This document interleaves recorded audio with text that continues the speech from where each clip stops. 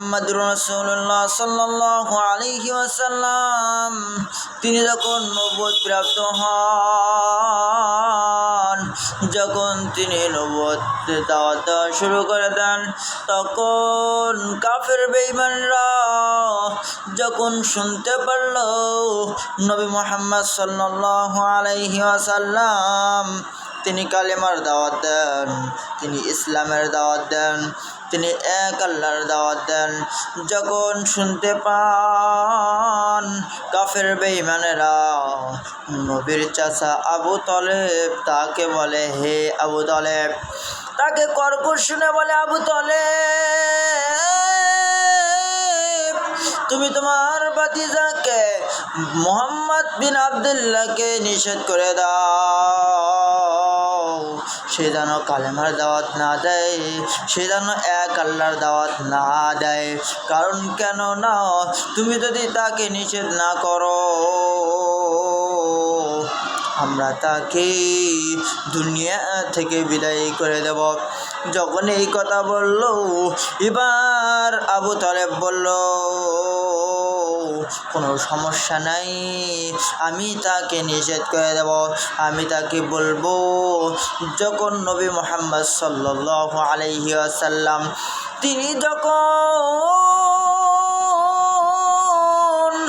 বাড়ির ভিতরে ঢুকতে চায়, যখন বাড়ির ভিতরে ঢুকলো, ঢোকার সঙ্গে সঙ্গে তিনার চাচা আবু তলেব তিনি বলল, ভাতিজা, তুমি আর এই দাওয়াত দিও না। কারণ কেন না, তুমি যদি দাওয়াত দাও তুমি যে মার খাইবা, আমি এরা সহ্য করতে পারবো না। তখন নবীজি বলল, চাচা, ও চাচা, আমি যদি বেঁচে থাকি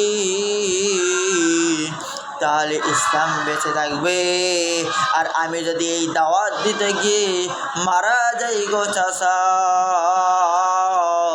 তাহলে দিন এই পৃথিবীর থেকে একবারে মুছে যাবে গো চাচা।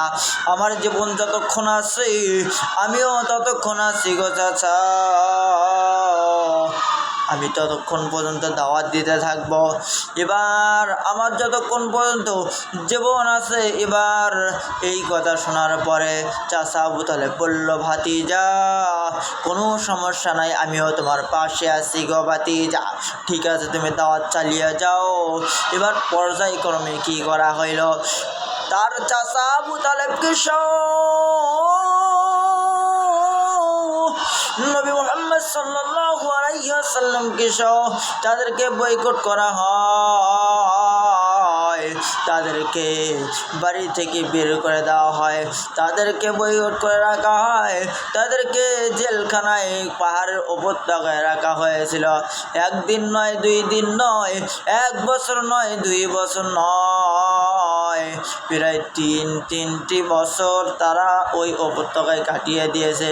তাদের খাবার ফুরিয়ে গেছে, তারা খেতে পারে না, ছেলে মেয়েরা কান্না করে, ছেলে মেয়েরা পর্যন্ত না খেয়ে থাকলো, তারা ঘাস খাইলো, পাতা খাইলো, গাছের ছালটা খাইলো। দিন কি এত সোজা? দিন কিন্তু এত সহজে আমাদের কাছে পৌঁছে নাই। এই জন্য সকলকে বলবো, এখন যারা মুসলিমের ওপর নির্যাতন করে, সবাই আমরা ইমানের বলে বলিয়ান হইয়া আমরা তাদের বিরুদ্ধে রুখে পড়ি, আমরা ইমানের বলে বলিয়ান হয়ে যাই। কারণ ইমান রাখা অত সোজা নয়, ইসলাম অত সহজে দুনিয়ায় আসে নাই, এই জন্য আমাদেরকে কষ্ট করতে হবে। এই জন্য আমি সকলকে বলবো, সবাই ইমানের দাবিতে একবারে ইমানের বলে বলিয়ান হয়ে সবাই ইমানটাকে মজবুত করি। যখন নবীজি 3টি বছর জেলখানায় থাকলো, থাকার পরে বের হয়ে আসলো, আসার পরেও শান্তি নাই, অনেকভাবে মার খায়, যেখানে যায় সেখানে লাত্তিউষ্টা খায়। আবু জাহেলের দল